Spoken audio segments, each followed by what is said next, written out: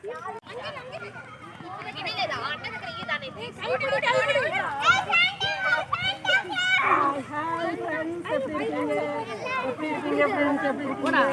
எல்லாம் கொண்டாடுறீங்களா? இந்த வாட்டி கிறிஸ்மஸ் எல்லாம் எப்படி இருக்கு? நீங்க எல்லாம் எப்படி இருக்காங்க? ஹாப்பியா இருக்கிறீங்களா? சந்தோஷமா இருக்கிறீங்களா? Hello, hi hi. எப்படி இருக்கு? கிறிஸ்மஸுக்கெல்லாம் எல்லாம் ரெடி ஆயிடுச்சா? குடிலெல்லாம் ட்ரிப்பெல்லாம் கட்டிட்டீங்களா? என்ன விசேஷம் சொல்லுங்க. எப்படி இருக்கு லைஃப் எல்லாம்? ஸ்கூலுக்கெல்லாம் நல்லா போகுதா? ஹாப்பியா இருக்கிறீங்களா? ஜாலியா இருக்கிறீங்களா? നമ്മൾ എന്തിനാ ക്രിസ്മസ് സെലിബ്രേറ്റ് ചെയ്യുന്നത്? ക്രിസ്മസ് സെലിബ്രേറ്റ് ചെയ്യുന്നത് ക്രിസ്മസ് പറഞ്ഞിട്ടുണ്ടെങ്കിൽ ഒരു കഥയാണ്. ക്രിസ്മസ് ഡേ എങ്ങനെ നടന്നത് പറയട്ടെ. ഗലീലിയിലെ നസ്രത്തില് പരിശുദ്ധ കന്യകാമറിയവും നീതിമാനായ യൗസേപ്പും തമ്മിൽ വിവാഹ നിശ്ചയം നടത്തി. ഈ വിവാഹ നിശ്ചയം നടത്തിയിരിക്കുന്ന സമയത്താണ് പിതാവായ ദൈവം നോക്കുമ്പം ഭൂമിയിലെ ജനങ്ങളെല്ലാം പാപം ചെയ്ത് കൂരാകൂരി ഇരുട്ടിൽ ജീവിച്ചുകൊണ്ടിരിക്കുകയാണ്. ഈ സമയത്ത് എങ്ങനെ മനുഷ്യകുലത്തിനെ രക്ഷിക്കാം എന്ന് ആലോചിച്ചു. പിതാവായ ദൈവം ആലോചിച്ചു. അപ്പോൾ ആണ് പരിശുദ്ധ കന്യകാമറിയവും നീതിമാനായ വിശുദ്ധ യൗസേപ്പും വിവാഹ നിശ്ചയം നടത്തിയിരിക്കുന്ന നല്ല കുടുംബമാണെന്ന് കണ്ടു. അപ്പോൾ പിതാവായ ദൈവം ഒരു മാലാഖയെ പരിശുദ്ധ കന്യകാമറിയത്തിന്റെ അരികിലേക്ക് അയച്ചു.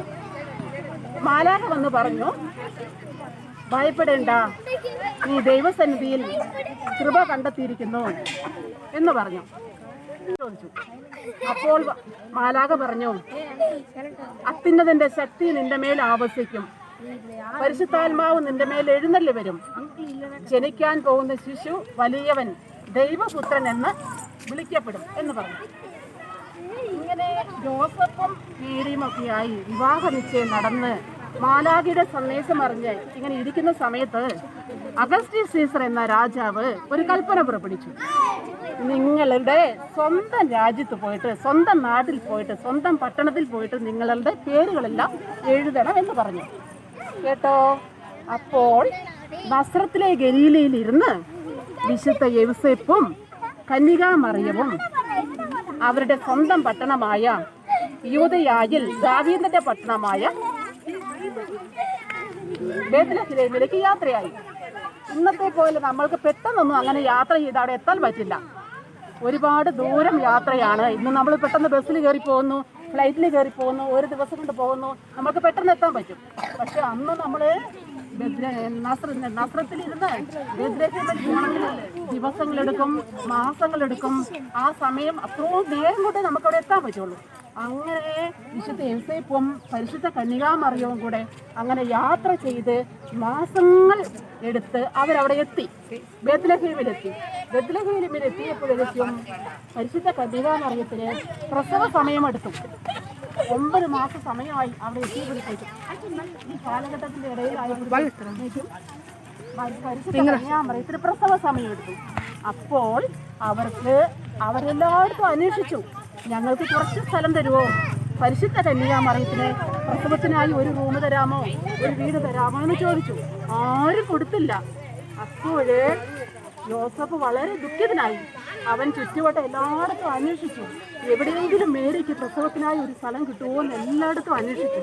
പക്ഷെ എവിടെ കിട്ടിയില്ല. അപ്പോഴാണ് അതേ അങ്ങ് അവിടെ നോക്കുമ്പോൾ ഒരു കാലിത്തൊട്ടി, ഈ ആട്ടുകുട്ടികളെയൊക്കെ മേയ്ക്കുന്ന കന്നുകാലികളെയൊക്കെ കെട്ടുന്ന ഒരു കാലിത്തൊഴുത്ത് കണ്ടു. ആ കാലിത്തൊഴുത്തിൽ ഒരു ചെറിയ ഒരു സ്ഥലം ഒരുക്കിയിട്ട് പരിശുദ്ധ കന്യകാമറിയത്തിന് പ്രസവിക്കാനായി ഒരു സൗകര്യം ചെയ്തു കൊടുത്തു. പരിശുദ്ധ കന്യകാമറിയം പ്രസവിച്ച് ഉണ്ണി യേശുവിനെ പിള്ളക്കച്ചകൾ കൊണ്ട് പൊതിഞ്ഞ് പുൽത്തൊട്ടിയിൽ കിടത്തി. പുൽത്തൊട്ടിയിൽ നിന്ന് പശുക്കൾക്കൊക്കെ പുല്ലിട്ട് കൊടുക്കുന്ന കണ്ടിട്ടില്ലേ? അവിടെ സ്ഥലം കിട്ടി, അവിടെ കിടത്തി. അതിന് ശേഷം ആ നാട്ടിലെ ഇടങ്ങളിലെ ആടുകളെ മേയിച്ചുകൊണ്ടിരുന്ന രാത്രികാലങ്ങളിലൊക്കെ മറ്റ് വന്യമൃഗങ്ങളിൽ നിന്നൊക്കെ സംരക്ഷിക്കുന്ന ഇടയന്മാരുണ്ടായിരുന്നു. അങ്ങനെ ഇടയന്മാരുടെ അടുത്ത് ഒരു മാലാഖ പ്രത്യക്ഷപ്പെട്ടിട്ട് മാലാഖ അവരോട് പറഞ്ഞു, എല്ലാ ജനത്തിനും വേണ്ടിയ മഹാരക്ഷയുടെ സന്ദേശം രക്ഷകൻ യേശു ഉണ്ണി മിശിഹ ഇന്ന് നിങ്ങൾക്കായി പിറന്നിരിക്കുന്നു. നിങ്ങൾ ഭയപ്പെടേണ്ട. കാലിത്തൊഴുത്തിൽ പിള്ളക്കച്ചകൾ കൊണ്ട് പൊതിഞ്ഞ് കിടത്തിയിരിക്കുന്ന ഒരു ശിശുവിനെ നിങ്ങൾ കാണും, ഇതായിരിക്കും അതിനടയാളം എന്ന് പറഞ്ഞു. അവരെ ആട്ടിടയർ സമൂഹത്തിൽ വളരെ താഴെയുള്ളവരാണ്. പക്ഷേ രക്ഷകനായ ദൈവം യേശുക്രിസ്തു പിറന്നപ്പോൾ അവർക്ക് ആദ്യം കാണുവാനായിട്ട് സൗകര്യമൊരുക്കി കൊടുത്തത് ഈ ആട്ടിടയർക്കാണ്. ആ സമയം മാലാഖമാരുടെ ഒരു വ്യൂഹം വന്ന് ഇങ്ങനെ പറഞ്ഞു: അത്യുന്നതങ്ങളിൽ ദൈവത്തിന് സ്തുതി, ഭൂമിയിൽ മനുഷ്യർക്ക് സമാധാനം എന്ന് പറഞ്ഞു. ഇതാണ് ക്രിസ്മസിന്റെ ഒരു സന്ദേശം. ഇതാണ് ക്രിസ്മസ്. ഉണ്ണി മിശിഹ ദൈവപിതാവിന്റെ ഓമനപുത്രനായ ഒരേ ഒരു മകനെ ലോകത്തിന്റെ പാപത്തിൽ നിന്ന് നമ്മളെ പോലെയുള്ള മക്കളെ രക്ഷിക്കാനായി പിതാവായ ദൈവം തൻ്റെ സ്വന്തം മകനെ ഉണ്ണി മിശിഹായെ ലോകത്തിലേക്ക് അയച്ചു. ഇതാണ് ക്രിസ്മസ് എന്ന് പറയുന്നത്. ഇപ്പോൾ നിങ്ങൾക്ക് മനസ്സിലായോ കൂട്ടുകാർക്ക് മനസ്സിലായോ? ക്രിസ്മസ് എന്ന് പറഞ്ഞാൽ മനസ്സിലായോ? അതാണ് ക്രിസ്മസ്. അവരൊക്കെ ഹാപ്പി ആയിട്ടുണ്ടോ? ക്രിസ്മസ് ഒരുക്കങ്ങളൊക്കെ എവിടം വരെയായി നമുക്കൊന്ന് ചോദിക്കാം. പോകാം.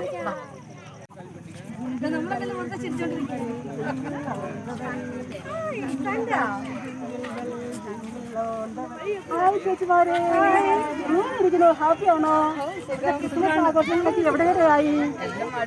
അടിച്ചു പൊളിക്കുന്ന ഒരു വിധം. എന്തൊക്കെയാണ് വിശേഷങ്ങൾ ഇപ്പോഴത്തെ ക്രിസ്മസും ഒക്കെ ആയിട്ട്? എന്തൊക്കെയാണ് നിങ്ങൾക്ക് പറയാനുള്ളത്? ചേച്ചിമാർക്ക് എന്തൊക്കെയാ പറയാ? പണ്ടത്തെ പോലെ ഇപ്പോഴത്തെ ക്രിസ്മസ് വലിയ എന്താ പറയാ സന്തോഷമൊന്നുമില്ല. ന്യൂക്ലിയർ ഫാമിലികളല്ലേ, അവരെല്ലാം അവരവരുടെ വീടുകളിൽ അതേപോലെ ഇപ്പൊ ലീവില്ല, ഒന്നുമില്ലാത്ത കാരണം ഇവിടെ ആ ഒരു നമ്മുടെ സറൗണ്ടിങ്ങിന്റെ ഉള്ളിൽ അങ്ങ് ഒതുങ്ങിപ്പോയല്ല.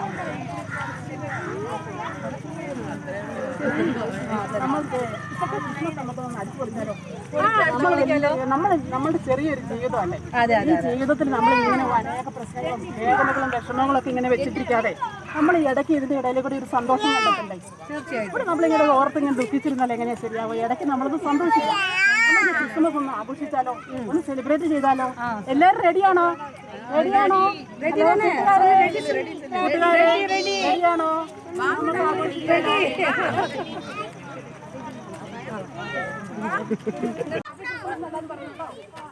கை பிடிச்சிக்க அப்படியே ரவுண்ட் அப்